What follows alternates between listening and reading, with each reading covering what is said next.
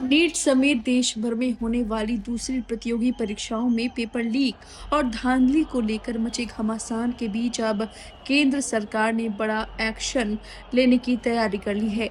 देश के लाखों छात्रों के भविष्य से जुड़े इस मुद्दे पर सरकार अब मौजूदा कानून को और ज्यादा सख्त करने जा रही है।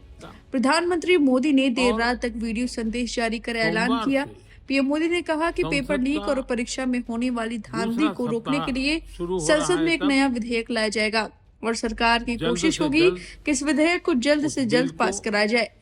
लेकिन इस ऐलान के बाद अब सबसे बड़ा सवाल यही है कि आखिर सरकार पेपर लीक माफिया पर शिकंजा कसने के लिए कानून में क्या क्या बदलाव करने जा रही है।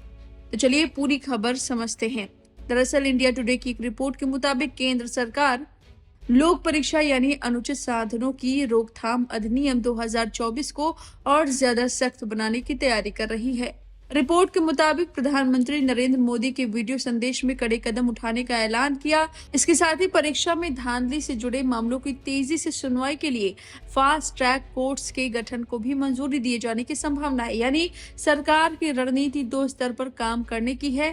पहला, पेपर लीक करने वालों और परीक्षा में संगठित धांधली करने वालों के लिए कानून को और कठोर करना, और दूसरा, ऐसे मामलों की सुनवाई जल्द से जल्द पूरी कर दोषियों को जल्दी सजा दिलाना।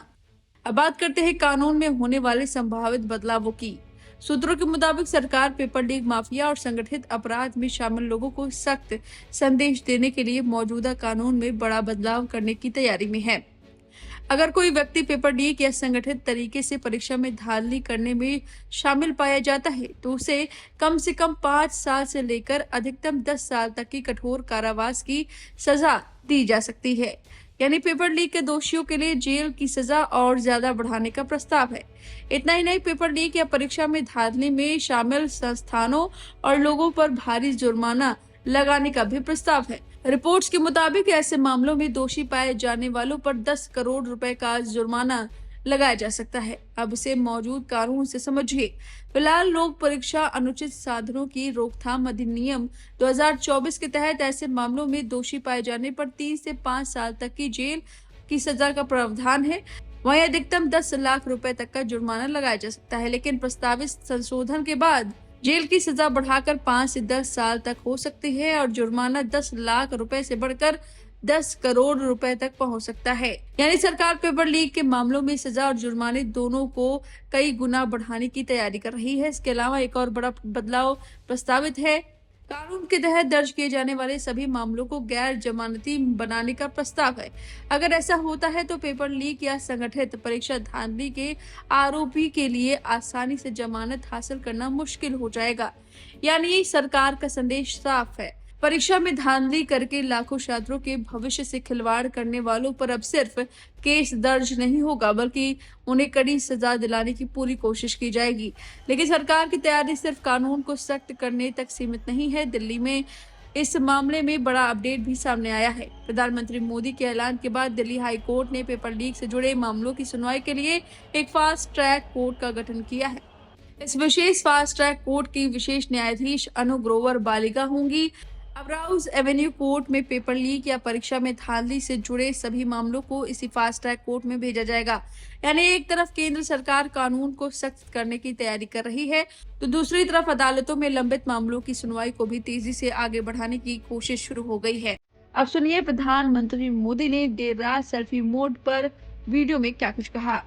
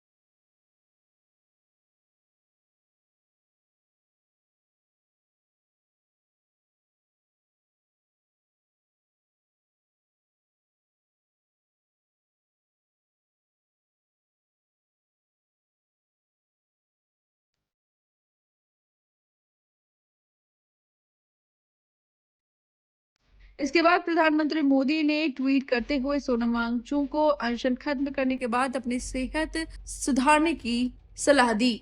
उन्होंने कहा, मैं सोनम जी से आग्रह करता हूं कि वो डॉक्टरों की सलाह के अनुसार अपनी दिनचर्या रखें और जल्द से जल्द अपना पुराना वजन फिर से प्राप्त करें। मैं प्रभु से प्रार्थना करता हूं कि सोनम जी स्वस्थ रहें। फिलहाल इस खबर पर आपकी जो भी राय है कमेंट करके अपनी राय जरूर दे। बने रहिए लाइव हिंदुस्तान के साथ।